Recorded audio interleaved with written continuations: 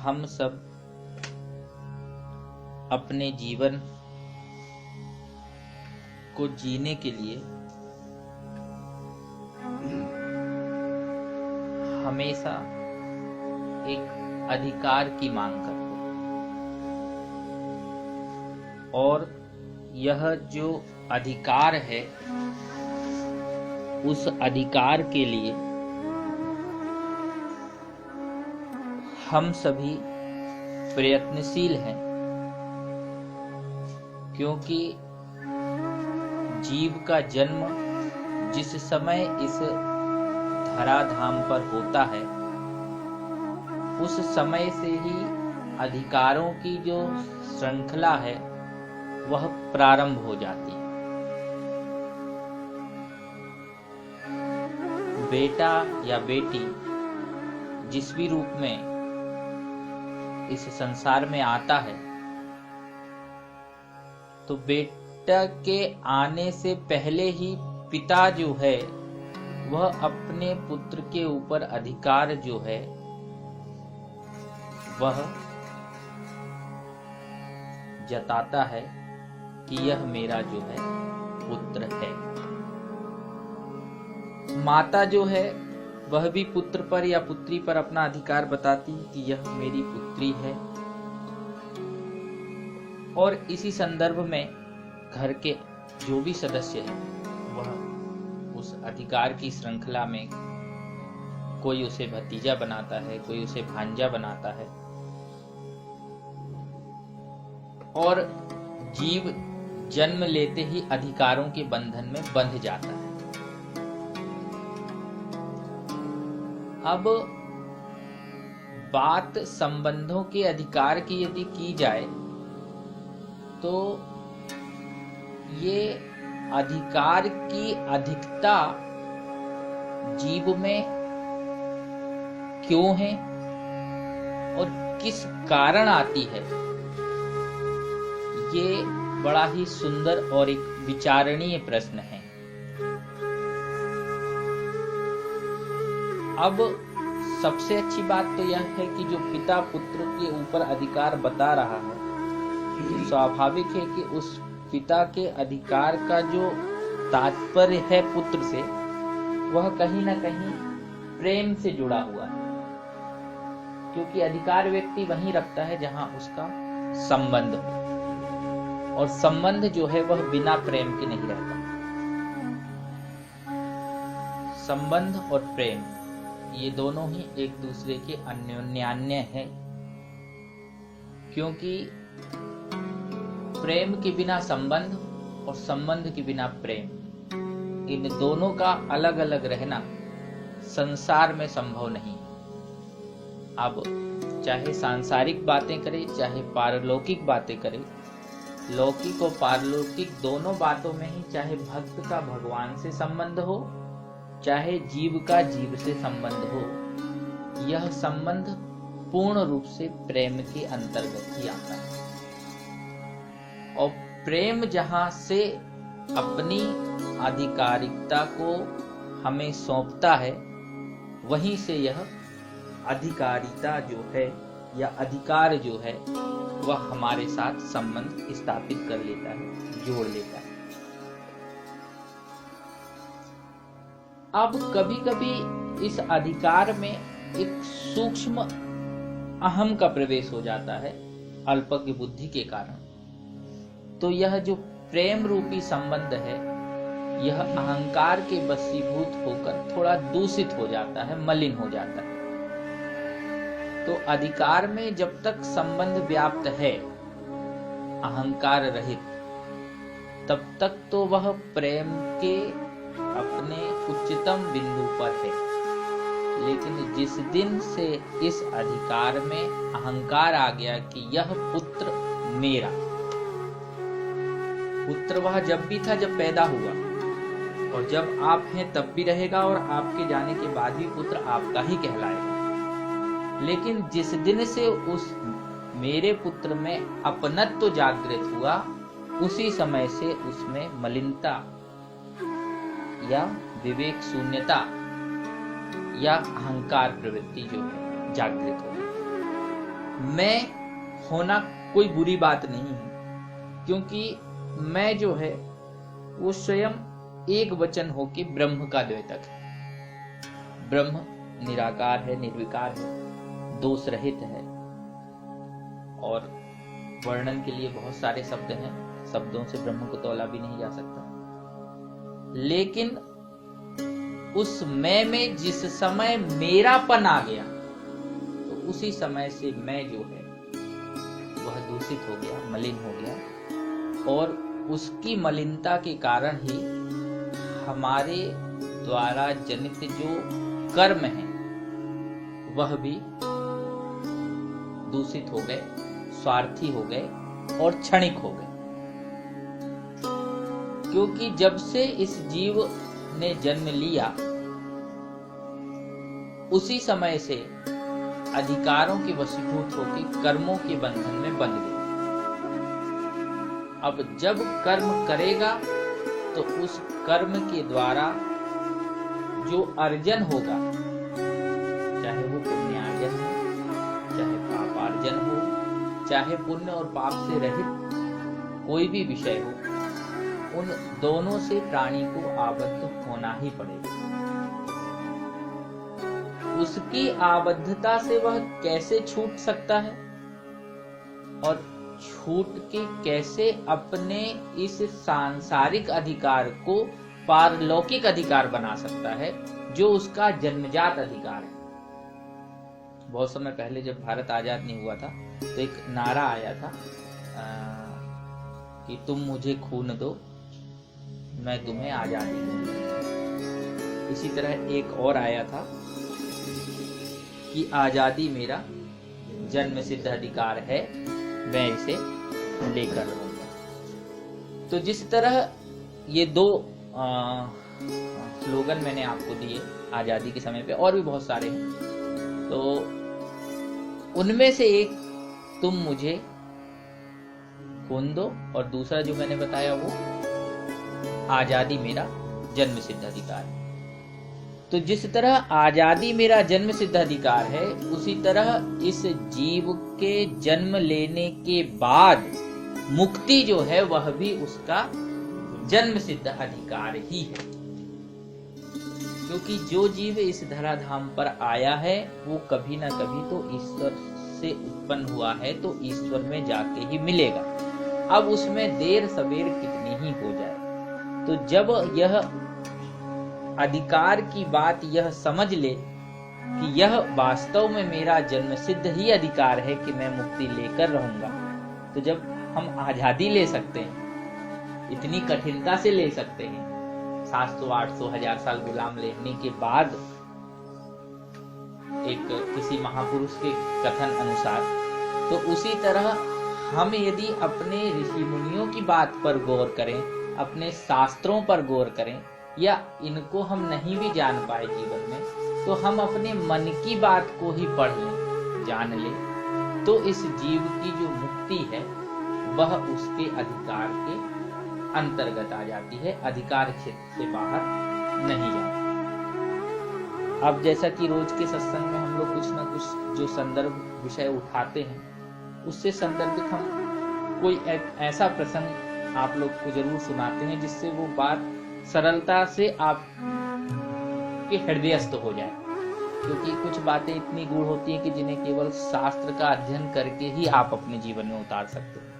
कुछ बातें ऐसी होती हैं जिनको आप देखकर उतार सकते हैं किसी के आचरण से। किन्हीं किन्हीं बातों को हम सुनकर भी उतार लेते हैं, किन्हीं बातों को पढ़कर उतार लेते हैं, लेकिन बहुत सी बातें ऐसी होती हैं जो देखकर, पढ़कर, सुनकर और उसके बाद मनन करने के बाद जब हमारे जीवन में हमारे कर्मों का भाग्योदय हो जाए, तब वह आचरण में आ पाती है। तो इस अधिकार रूपी बात का जहां तक भक्त और भगवान का अधिकार बनता है, भक्त का भगवान के ऊपर और भगवान का भक्त के ऊपर, एक समय की बात है, एक राजा जो कि महाराष्ट्र प्रांत के थे। उनके राज्य में एक ब्राह्मण परिवार रहता था, बहुत सुंदर परिवार था। और महाराष्ट्रियन ब्राह्मण जो होते हैं, सुनने में आता है कि वो बहुत अपने नियम के पक्के होते हैं।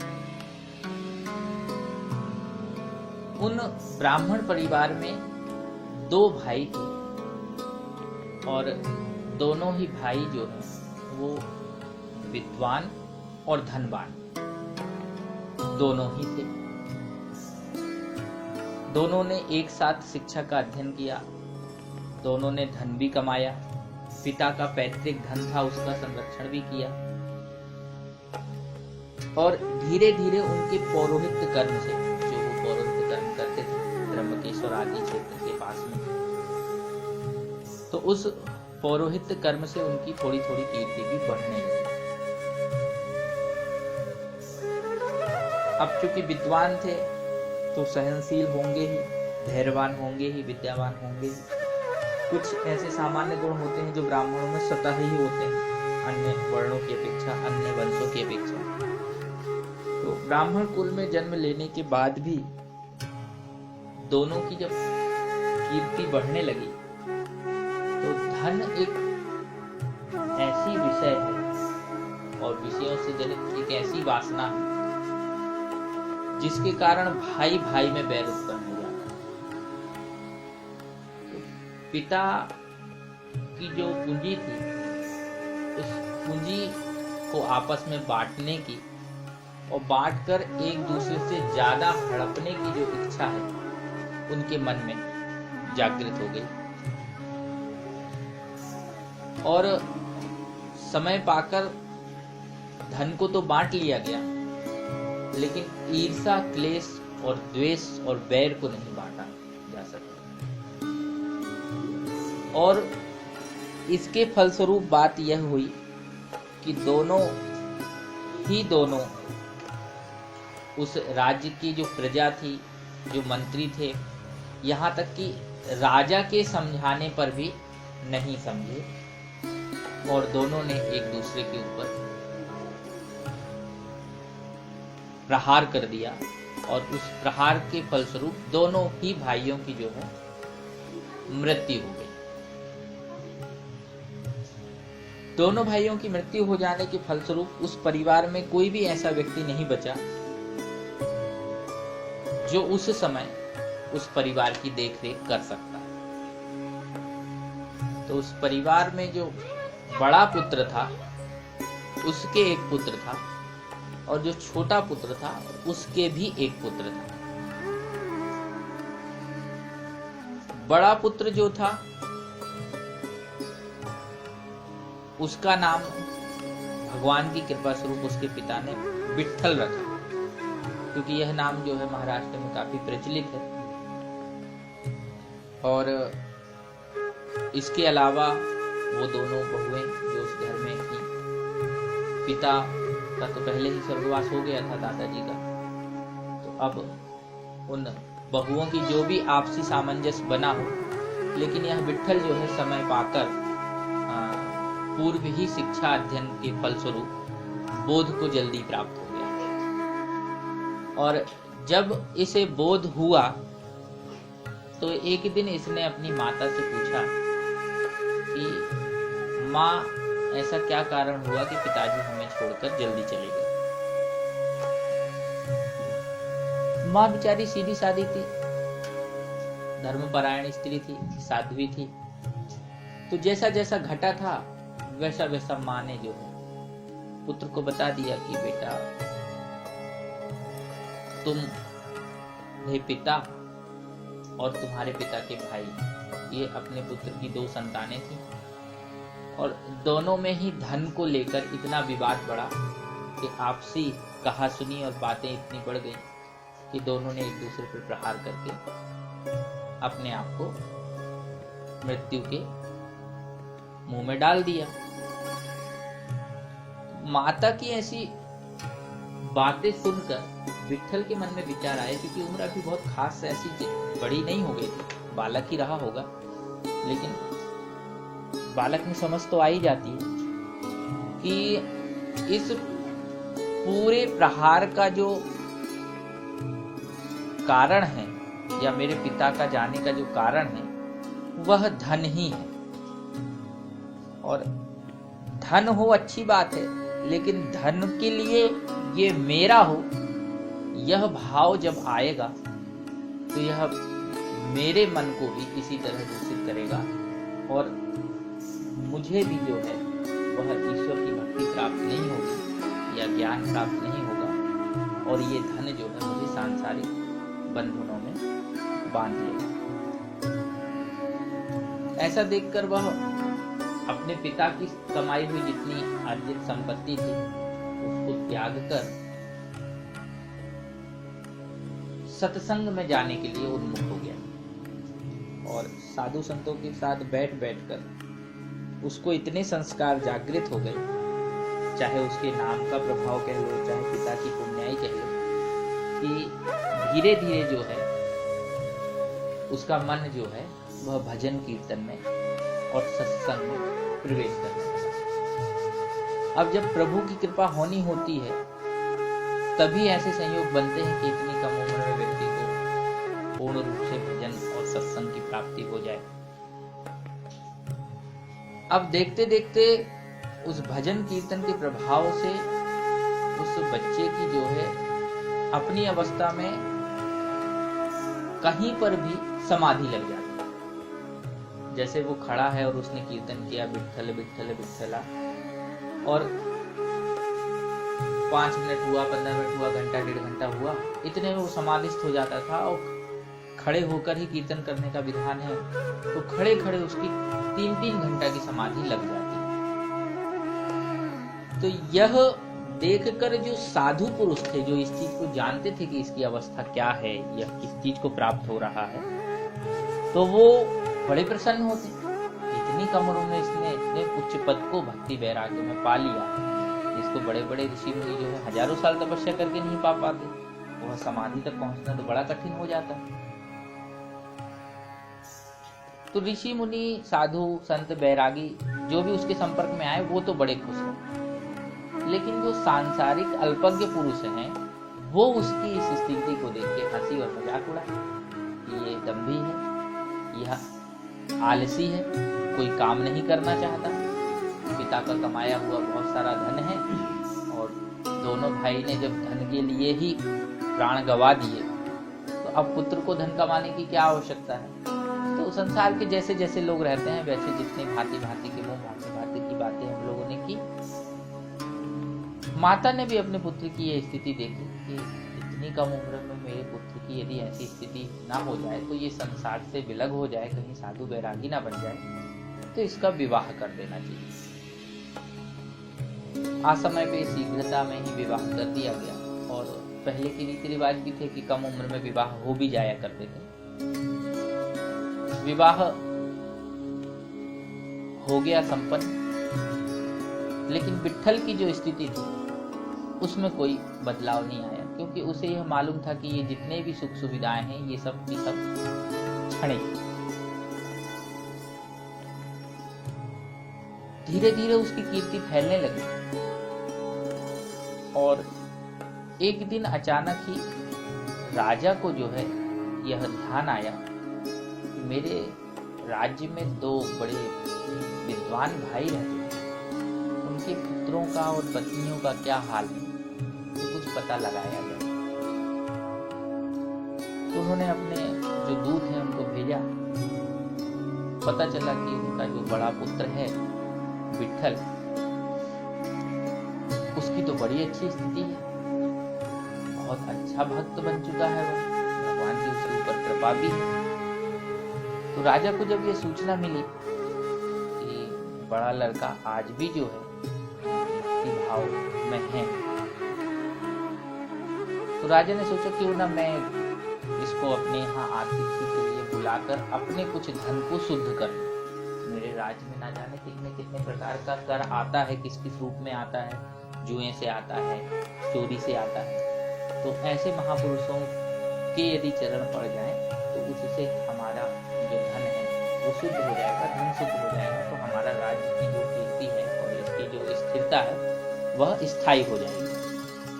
तो राजा ने फिर दूतों को भेजा। तो राजा ने जब दूतों को भेजा तो कहा कि भाई आप हमारे यहाँ पधारे, राजा आपसे मिलना चाहते हैं। तो यह तो जानते थे कि किसी भी तरह से, क्योंकि पूर्व में ही उनके मन में ये विचार आ गया था कि मेरे पिता के द्वारा पुरोहित कर्म किया जाता था और उससे जो धन आता था उस धन का संग्रह ही हमारे पिता के प्राण का कारण बना। तो पुरोहित कर्म उसने पूर्व में छोड़ दिया था, जानता सब था, ज्ञानी था, विद्वान था। उसने कहा कि मैंने तो पुरोहित कर्म छोड़ दिया है, तो फिर राजन क्यों मुझे बुला रहे हैं? इस राज्य में आने का पुरोहित है, किसी को भी बुलाकर वो अपना कार्य सिद्ध करवा सकते हैं।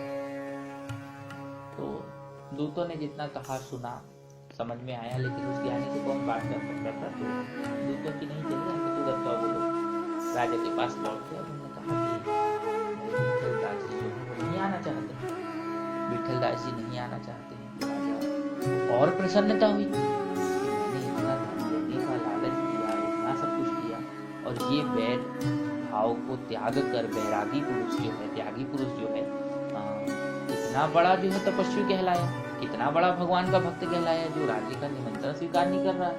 ऐसा कौन है भला इस राज्य में जो राजा का निमंत्रण स्वीकार ना करे? तो उसकी श्रद्धा जो है राजा की और बढ़ गई। अब अधिक श्रद्धा बढ़ गई तो राजा ने सोचा कि इसके पास मेरा जाना तो उपयुक्त तो होगा नहीं, क्योंकि मैं स्वयं ही जाके इसको बुला के लाऊं। तब एक राजा की दृष्टि से जो है यह थोड़ा सा सोचनीय विषय हो जाएगा। तो कैसा उपाय किया जाए कि ये किसी भी कारण से मेरे राजमहल तक आ जाते? तो उन्होंने कुछ विद्वान और सज्जन पुरुषों को उस राज्य से बुलाया और उन लोगों से आग्रह किया कि हमारे मंत्री परिषद के साथ आप लोग जाएं और किसी भी तरह जो है उस भक्त राज को, विठल को जो है हमारे राजमहल में लेकर आए। तो जब कुछ विद्वान लोग जाते हैं, संत लोग जाते हैं, सज्जन पुरुष जाते हैं, तो संत जो है उनका अनादर नहीं करते। तो जब दूसरी बार उन लोग के द्वारा प्रयास किया गया, राजा के द्वारा दूसरी बार प्रयास किया गया बुलाने का, तो विठल ने सोचा कि ये जरूर ही हमारे ईश्वर की इच्छा होगी, हमारे भगवान की इच्छा होगी कि हमें वहां जाना है। तो अब उन्होंने कहा कि ठीक है हम चलेंगे, परंतु हम जो हम अपने जो विधान है भगवान नाम का स्मरण कीर्तन उसको करते हुए राजमहल में प्रवेश करेंगे, आपके राजा को कोई आपत्ति तो नहीं होगी। तो सज्जन पुरुष ने कहा नहीं, भगवान का कीर्तन और भजन तो सभी लोग करते हैं, हम सभी उन्हीं की संतान हैं, तो राजा को इसमें क्या आपत्ति होगी? ये तो और भी अच्छी बात है कि प्रजा को कम से कम 4 शब्द ईश्वर के सुनने तो मिलेंगे। तो मंजूरी हो गई और जो निश्चित समय तय किया गया उस समय में ही जो है विठल भगवान का कीर्तन करते हुए नारायण हरि, हरि नारायण विठल, श्री कृष्ण गोविंद हरे मुरारी, कई तरह की धुनों में पहुंचते हैं वहां पे। अब जब वो इस तरह का कीर्तन करके पहुंचते हैं तो राजा जो है वो और भी ज्यादा जो है उनसे प्रभावित हो जाता है। तो हमारे यहाँ कोई घोड़े पे बैठ के आता है, कोई हाथी पे बैठ के आता है, कोई पालकी में बैठ के आता है, लेकिन आज तक कभी कोई कीर्तन करते हुए राजा के महल में नहीं आया। लोग तो मंदिर या तीर्थ करने के लिए राजा के महल में जाते हैं, ये तो बड़ा विचित्र भक्त है जो कीर्तन करते हुए राजा के दरबार में आया। तो राजा सिंहासन से उठा और साष्टांग विठल को राजदरबार में प्रणाम। अब चूंकि उसकी कीर्ति तो पहले से ही हो चुकी थी, तो लोग जानते थे कि किस अवस्था में पहुंच चुका है, तो राजा तो स्वाभाविक ही प्रभावित होना चाहिए। अच्छा, राजा का स्वार्थ भी था, जब स्वार्थ रहता है तो फिर उनकी चीजें जो है वो दूसरे परिप्रेक्ष्य में दिखने लगती है। अब राजा ने बैठने के लिए उनको स्थान दिया और वह बैठे और सामान्य वार्तालाप के दौरान ही राजा ने इच्छा व्यक्त की कि एक दिन जो है आप हमारे ही यहाँ राजभवन में भगवान के हरि नाम का कीर्तन करें। तो उनमें से कुछ अच्छे सज्जन पुरुष थे जिन्होंने कहा कि एक दिन क्यों, जब आज आ ही गए हैं तो आज ही हो जाना चाहिए, सुबह से शीघ्र, शुभ काम में देरी क्यों? तो राजा ने कहा हाँ बहुत बढ़िया बहुत बढ़िया, तो सभा का आयोजन के लिए व्यवस्थाएं की जाए। तो उनमें से कुछ लोग ऐसे थे जो विठल से चिढ़ते थे, क्योंकि भवन में जो है ईर्षा, द्वेष राजनीतिक कारणों से बहुत व्याप्त होता है। और जब किसी पुरुष की चाहे आध्यात्मिक कीर्ति हो चाहे राजनीतिक कीर्ति हो, द्वेष स्वतः ही उत्पन्न हो जाता है। तो राजभवन के जो कुछ पुरोहित थे, उनको ये लगा कि कहीं विट्ठल से राजा इतना प्रसन्न ना हो जाए कि हमारी जो राजपुरोहिती है वो इसको दे दें, इसलिए उनके उसमें बैर भाव जो है विट्ठल के प्रति तुरंत उत्पन्न हो गया। और उन लोगों ने कहा कि राजन, आज का जो मौसम है वह बहुत सुंदर है, तो क्यों ना हम राजमहल के द्वितीय तल पर इसका आयोजन किया जाए, जहां सभी को हवा भी लगे और इनकी कीर्तन की आवाज जो है वो राजमहल से बाहर भी जा सके, क्योंकि यदि हम भवन के अंदर करते हैं तो वो इसी चार दीवारी के अंदर कैद हो जाएगी। तो उनमें कुछ सफल चाटुकार थे राजा के, तो राजा तो नहीं समझ पाया। उन लोगों ने द्वितीय तल पे ऐसी व्यवस्था की कि विट्ठल को जहां बैठाया जाए वहीं ये कीर्तन करते करते इतने आत्मविभोर हो जाएं कि उस द्वितीय तल में जब इनकी समाधि लगे और ये जो है वहां से नीचे गिर जाए, तो राजमहल की व्यवस्था बड़ी जल्दी हो जाती। तो अब राजा तो इतनी जल्दी समझ नहीं पाया कि इसमें क्या इनका उद्देश्य है, क्या हो सकता है। राजा को अच्छा लगा कि हाँ द्वितीय तल में हुआ तो थोड़ा और अच्छा रहेगा, तो व्यवस्थाएं जमाएंगे द्वितीय तल में, और बढ़िया से व्यवस्थाएं सब जम गई। सभा मंडप पहुंचा, बहुत सारे गायन वादन के यंत्र भी पहुंचे, मृदंग भी पहुंचा, तबला भी पहुंचा। मृदंग बहुत अधिक लोकप्रिय है महाराष्ट्र तरफ। तो फिर जब वो समय आया सायंकालीन कीर्तन का, तो निश्चित समय पे कीर्तन जो है शुरू किया गया। राजन भी जो है वह नीचे बैठ के उस कीर्तन में भाग लेने के लिए उद्धत हो गए। उन्हें भी आनंद आने लगा अपनी राष्ट्रीय व्यवस्था को छोड़ के। धर्मात्मा तो थे ही राजन, क्योंकि यदि धर्मात्मा नहीं होते तो फिर इतना विचार करना बड़ा मुश्किल होता। अब विट्ठल का कीर्तन जैसे ही प्रारंभ हुआ, तो कभी कभी जब उसमें मृदंग बजे, उस मृदंग की धुन में सभी लोग इतने आत्मविभोर हो जाएं कि उन सबकी जो है अंतस्थ समाधि जो है वो लगने लगे। और कार्य जैसे सूर्यास्त के आसपास शुरू हुआ होगा, और धीरे धीरे जो घटा बढ़ने लगी। और जैसे कि एक समय पे हम लोग भी उसी समय में प्रवेश कर रहे हैं, इसलिए मुझे ऐसा लगता है कि विद्युत जो है वो गोल हो गया। शायद ऐसा ही समा बना होगा उस समय, जिस समय विट्ठल उस राज भवन में गा रहे होंगे। और ये तो सभी जानते थे कि गाते गाते विट्ठल की जो है समाधि लग जाती है रास्ते रास्ते। कीर्तन जब अपना चरम आवेश में पहुंचा, क्योंकि इस कीर्तन में मृदंग भी थी, सारंगी भी थी, हारमोनियम भी था, तबला भी था, साथ में घुंघरू भी था, तो अब विट्ठल स्वतः जो है वो नाचने लगे। और नाचते नाचते इतने आत्मविभोर हो गए कि उनके साथ साथ सभा के प्रायः सभी द्वारपाल, राजन वगैरह भी नाचने लगे। और गोविंद गोविंद गोपाल गोपाल ऐसा कहते कहते जब उनकी वो समाधि की अवस्था आई, और उसी समय वो जिस स्थान पे बैठे थे वहां से समाधि अवस्था में मूर्छित होके नीचे। अब जितने लोग थे सब के सब जो है हतप्रभ, ये तो कल्पना भी नहीं की थी कि विट्ठल जो है क्या नाम से ऊपर से नीचे गिर जाएंगे। अब राजा भी जो था वो हक्का बक्का रह गया कि बताओ, मैंने एक भक्त को बुलाया और वो मेरे यदि राज से नीचे गिरता है तो मेरी कीर्ति क्या होगी, और राज्यों में मेरी कीर्ति क्या होगी।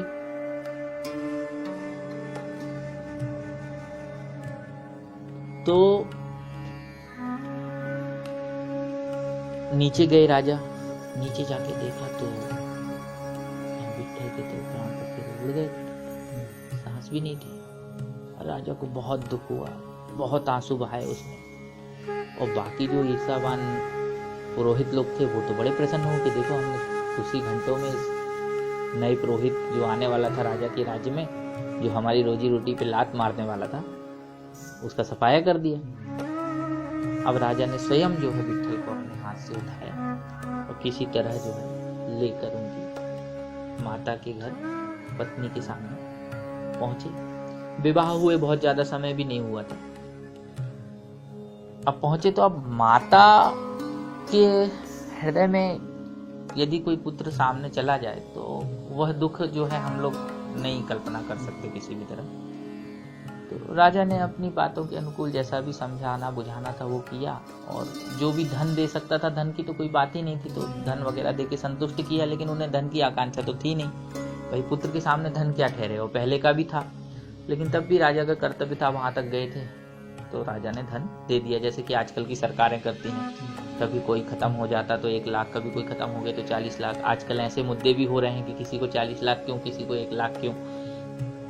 तो ये एक राजकाज का विषय है। लेकिन राजा ने कर्तव्य के अनुसार उस समय जो व्यवस्थाएं रही होंगी, स्वर्ण मुद्राएं भेंट की। अब माता का मन तो नहीं मानता था। सबके जाने के बाद माता ने विचार किया कि मेरे पुत्र जो कीर्तन करते करते कभी कभी अचानक जो है वह मूर्छा को प्राप्त हो जाते थे, और लंबे समय तक इनकी 3-3 घंटे 4-4 घंटे तक की समाधि लग जाती थी उसी मूर्छा में। तो हो ना हो मेरे पुत्र की आज भी ऐसी ही समाधि लग गई हो और उसे पता ना हो। गिरने से पहले माता ने एक सफेद चादर लिया और उसमें लपेट के अपने पुत्र को जो है, जिस बिस्तर पे वो विश्राम करते थे, चौकी कह लीजिए, तख्ता कह लीजिए, उसी पे जो है लेटा दिया। तो लेटा रहा विट्ठल। 1 दिन हो गया, 2 दिन हो गया, तीसरा दिन भी जो है वो व्यतीत हो गया, लेकिन निद्रा जो है वो पुत्र की नहीं खुली। अब प्राण होते तो निद्रा खुलती। पत्नी के मन में और माता के मन में विचार आया कि जब ये कीर्तन करते थे तब कीर्तन ही जब होता था तभी मूर्छा खुलती थी, क्यों ना कीर्तन किया जाए। क्योंकि अब 1-2 दिन तो दुख ही इतना रहता है कि वो चित्तवृत्तियां काम नहीं करने लगती। तो 1-2 दिन ऐसे ही व्यतीत होता चला गया हो, रोने धोने में, बाकी चीजों को समझने में। तो जैसे ही बहू को याद आई तो उसने जो है कीर्तन जो है विट्ठल विट्ठल विट्ठला प्रारंभ किया गाना। और जैसे ही गाना प्रारंभ किया और 4थे दिवस के प्रथम पहर में विट्ठल की जो है मूर्छा खुल गई। अब जैसे ही उसकी मूर्छा खुली, वो इस आश्चर्य में कि मैं राजभवन में था, मैं अपने घर में कैसे आ गया। क्योंकि मूर्छा लगने के पहले समाधि नींद इनमें यही अंतर होता है कि वो समाधि जो होती है वह पूरे बोध में होती। तो बोध था कि मैं राजमहल में था, कीर्तन कर रहा था। तो उन्होंने माँ से कहा कि मैं जब राजमहल में था तो मैं यहाँ कैसे। तो माँ ने जैसा वृत्तांत था वैसा बता दिया कि तुम इस तरह से नीचे गिर गए थे। तो उन्हें तो कुछ भी याद नहीं था। तो उन्होंने इसको भगवान की कृपा समझा कि उतने ऊपर से गिरने के बाद भी राजमहल से मुझे कोई चोट नहीं आई, मुझे कुछ लगा नहीं, तो इससे ज्यादा ईश्वर की आहुति की कृपा का हो सकती है। बिना हेतु की ये ऐसी कृपा है। और ऐसी ईश्वर की कृपा जो हुई, हो ना हो मैं राजन के यहाँ गया और राजन ने मुझसे धन के विषय में जो चर्चा की, इसके कारण ही हुआ। इसलिए हर चीज का जो मूल है कष्टों का, वह धन ही है। तो किसी प्रकार इस धन को और धन से जुड़ी चीजों को मुझे छोड़ना पड़ेगा। तो अब तो माता और जो बहू और परिवार के जो भी लोग, अब तो बचे ही नहीं थे, बाकी जो भी 2-4 लोग रहे हों, तो वो सभी के सभी जो है आनंदित थे। और आनंद में जो है 3-4 दिन तो सोए नहीं होंगे। तो 4थे दिन उसी रात्रि में सबकी बढ़िया अच्छी नींद लगी। और प्रकृति की गोद में जैसा कि पूरा संसार सोता है जीवन प्राप्ति के लिए, जो हम लोग कहते हैं यह शरीर जब थक जाता है तो जीवन की कुछ ऐसी ऊर्जाएं रहती हैं जो वो अपने एकांत में ही प्राप्त करना चाहता है। और उस एकांत प्राप्ति के लिए यह जीव जो है वो निद्रा में जाता है। जैसे कि फूल का जो खिलना है वह रात्रि में ही क्यों होता है, सृजन रात्रि में ही क्यों होता है। कभी किसी ने देखा कि फूल कब बढ़ गया और कब खिल गया, नहीं पता चलता। बाल कब बढ़ गई नहीं पता चलती। यदि आप रोज बैठे रहो उस बाल को देखने के लिए कि गेहूं की बाल कब बढ़ेगी, या उस फूल को बैठ के देखते रहो कि कब बढ़ेगा कब बढ़ेगा कब बढ़ेगा, आपको पता नहीं चलेगा। तो जो सृजन होता है, जो जीवन की विशेष ऊर्जाएं होती हैं, वह हम निद्रा के समय में ही प्राप्त करते हैं, इस प्रकृति की गोद में सोकर, क्योंकि हम सभी जो है उस प्रकृति के पुत्र हैं, बच्चे हैं, बच्चियां हैं। तो पूरा का पूरा संसार जो है, जो उस समय उस गांव में व्याप्त था और भी अन्य जगह के सभी शहरों में लोग सो रहे। राजन तक तो खबर वैसे ही पहुंच गई थी। तो राजन जब तक बुलाने की तैयारी करते, तो उसके पहले ही विट्ठल जो है रात्रि में देख के सबको सोता हुआ वहां से चल दिए। अब विट्ठल चले होंगे और चलने के बाद जितनी भी दूरी उन्होंने तय की होगी, एक दिन होगा, और दूसरे सुबह माता जो है प्रथम पहर में जाग के देखी कि मेरा विट्ठल जो है गायब है। अब तो फिर रोना धोना शुरू। बहू भी उठ गई, हकारा पिटा, आस पड़ोस के लोगों को जगाया गया, राजा तक खबर पहुंची। लंबा है वृतांत। और राजा तक जब खबर पहुंची तो राजा को भी बड़ा आश्चर्य हुआ कि मैं तो इनके दर्शन के लिए सुबह जाना चाहता था, और महाराज जो है भक्तवत्सल जो है ये तो निकल लिए। भगवान के जो मूल रूप जिनको हम देखना चाह रहे थे, अब इनको कहाँ ढूंढा जाएगा। अब राजा की पहुंच कहां तक नहीं होती होगी, लंबी ही होती ना राजा की पहुंच। राजा ने बहुत देशों में ढूंढवाया, बहुत गांवों में ढूंढवाया। अब विट्ठल काहे को मिलने वाले किसी को। अब उनकी तो जहां कीर्तन की धुन लग जाए वहीं समाधि लग जाए। वैसे भी कोई नहीं पहचानता था इनका स्वरूप क्या है। ब्राह्मण थे, तेज थे। अब माता के क्रंदन में, रुदन में इतनी शक्ति होती है कि ब्रह्म को भी जो है आना पड़ता है। तो इस माता का पुत्र के प्रति जो अधिकार था, या पुत्र के प्रति जो स्नेह और प्रेम था, उस अधिकार के नाते उसने भगवान से जो शब्द कहे, उसके वशीभूत होके ईश्वर को रात्रि स्वप्न में माता के पास आना पड़ा और बताना पड़ा कि विट्ठल जो है वो अपने प्रभु के धाम में, मतलब मथुरा नगरी में पहुंच गए।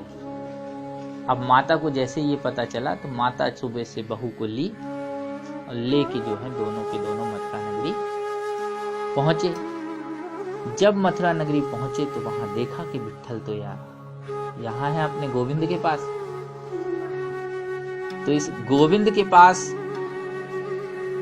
प्रार्थना की मां ने, अब मां ने जैसा कहा हो अपने शब्दों में, पत्नी ने कही, तो विट्ठल ने उनकी रहने की इस बात को स्वीकार कर लिया। धन के संग्रह का, कमाने का कोई उनको चिंता थी नहीं। पूर्ण रूप से ईश्वर पे ही आश्रित थे, इसलिए ईश्वर को ही उनकी चिंता करनी पड़ती थी, किसी और को करनी नहीं पड़ती थी। तो ईश्वर की चिंता कोई करे और ईश्वर किसी की चिंता करे, दोनों बातों में कितना अंतर है ये हम समझ सकते हैं। तो तीनों प्राणी वहीं रहने लगे। और जो वृंदावन की विशेष एक छटा है, और वो जो आनंद का समय होता है, उसमें जो है आकर समय व्यतीत होने लगा। अब जितनी पुण्यात्मा ये थे, उतनी ही इनकी पत्नी जो है मालती नाम की, वह भी पति की इच्छा के विरुद्ध कोई काम नहीं करती।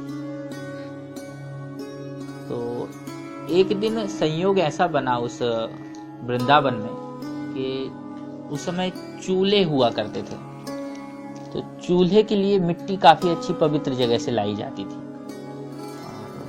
उस पवित्र मिट्टी की खोज में वह जो है थोड़ा वृंदावन से बाहर निकली। तो जिस स्थान पे इनको रहने की व्यवस्था की गई थी, उसी स्थान से थोड़ा दूरी पे लगा हुआ एक स्थान था, जहाँ पे उसने थोड़ा सा ही मिट्टी खोदी।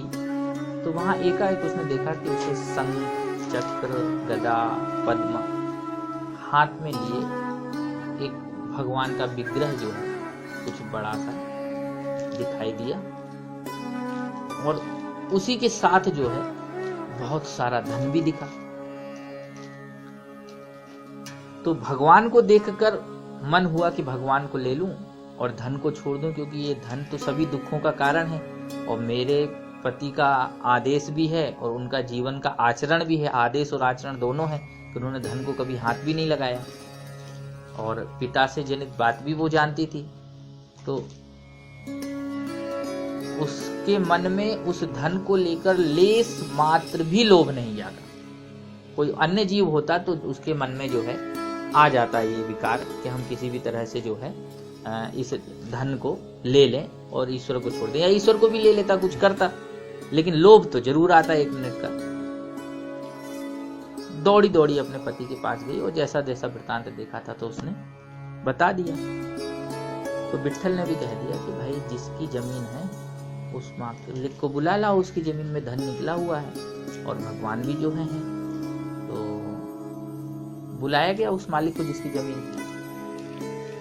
तो कहा उस मालिक से कि भाई इस जमीन में जो है काफी धन निकला है और धन के साथ भगवान भी निकले हैं, तो ये धन तुम ले लो। तो वो जो मालिक था उस भूमि का वो कहता है कि महाराज ये धन तो आपको मिला है, तो जिसको मिला है वो धन उसका हुआ। तो विट्ठल कहने लगे कि नहीं भाई, जिसकी जमीन होती है वो धन का मालिक तो वो होता है, उसके जमीन से निकलने वाली कोई भी खाद्य वस्तु हो, चाहे वो अंदर निकले या भूमि के बाहर निकले, तो मालिक होने के नाते ये धन के अधिकारी तो आप ही बनते हैं। अब वो ना मालिक मानने को तैयार और ना इधर विट्ठल और उनकी पत्नी मानने को तैयार। बातें इतनी बढ़ गई कि गांव के जो पंच थे उनको बुलाना पड़ा। तो आप कल्पना करके देखिए कभी ऐसे समय में कि कोई ऐसा प्राणी हो सकता है जो धन ना लेने की जिद करता हो, और दूसरा भी कोई ऐसा हो जो आया वह भी ये कहे कि धन मैं भी नहीं लेना चाहता हूं। आज के समय में ऐसे लोग नहीं मिलेंगे। अच्छा, पहले ऐसी कोर्ट कचहरी भी नहीं हुआ करती थी, पुलिस थाने भी नहीं हुआ करते थे, जज या बैरिस्टर वगैरह भी नहीं होते थे, वकील भी नहीं होते थे कि किसी तरह से कोर्ट कचहरी का चक्कर लगाना पड़े।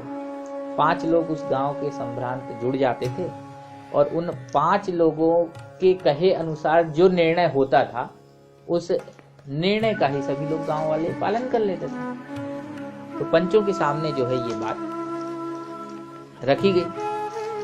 तो अब पंच भी जो है बड़े दुविधा में पड़ गए, और शायद आज की व्यवस्था होती तो हमारे ख्याल से ना जाने कितनी पेशियां केवल इसी चीज के निर्णय में की जाती कि धन आखिर निकला किस भूमि से और वो भूमि आखिर किसकी थी, और उस भूमि की ना जाने कितने दावेदार हो जाते। लेकिन ये बात अभी सोचने में हम लोग को अकल्पनीय लगेगी, क्योंकि ये हमें सत्य सी भाषित नहीं होगी, क्योंकि हमने देखी नहीं, हमने सुनी नहीं। लेकिन ये घटना जो है वो पूर्णतः सत्य है, क्योंकि सत्संग में जो भी घटना आएगी वह सत्य से जुड़ी हुई आएगी, सत्य घटित हुई होगी, तब वो सत्संग में प्रवेश कर पाएगी। असत्य घटना है तो सत्संग में वैसे ही प्रवेश नहीं कर पाएंगी। और यदि भूल चूक कोई असत्य घटना घट भी जाती है और वो सत्संग में आ गई मान लो, तो उसके सत्संग आने मात्र से वो असत्य घटना भी सत्संग के प्रभाव से सत्य कहलाएगी।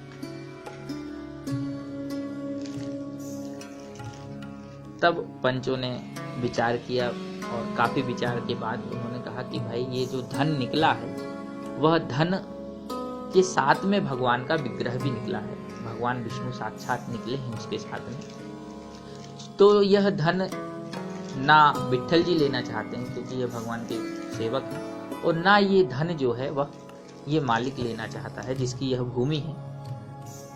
और बात तो यही है कि यह विट्ठल की भक्ति और तपस्या के कारण ही निकला, क्योंकि मालिक का कहना यह है कि यदि यह मेरे पुण्य प्रताप से निकला होता तो मुझे पहले मिल गया होता, यदि मेरी जमीन में, तो यह मेरा नहीं था इसलिए ये मुझे आज तक नहीं मिला।